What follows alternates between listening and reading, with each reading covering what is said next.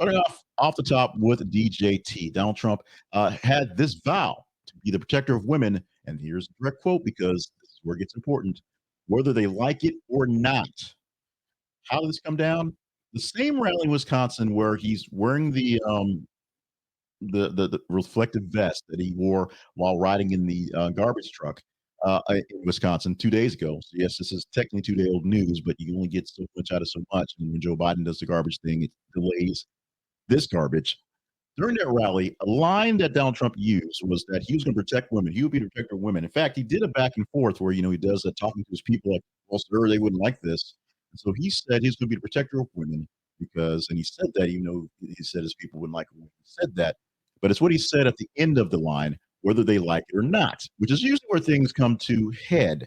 Essentially saying that if you can read that into it, the way Vice President Kamala Harris did, that women don't know what they want, what they need, and Donald Trump is going to protect the women from themselves and from whatever else is out there.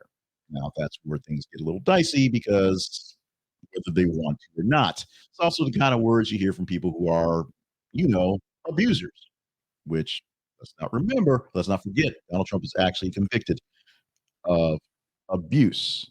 We'll leave it at that. Now, this exchange of back and forth between Harris and Trump, essentially going over the rights, a lot of this looking at protective rights for reproductive rights, but the rights in general for women and safety in the current political state. This is a big, big deal, bigger deal than maybe even Trump believes when he said these words.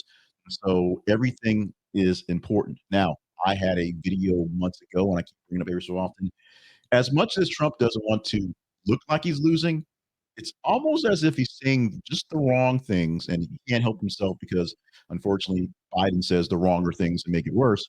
He's saying just the wrong things to turn off just enough people who can see through this or just to piss them off so that he will actually lose. What's the end game? I don't know because losing is a terrible end game for him with all the other things that he can make go away if he's president. But it doesn't seem like he really liked being president other than being able to hang out with the queen so much, the last time. And it only seems like he's running for president again because he doesn't look like a loser and, you know, jail time. This is an interesting take on things. I think I have an interesting take on things, interesting look on things where it looks like he should be either running away from this thing or just literally blowing out of the water.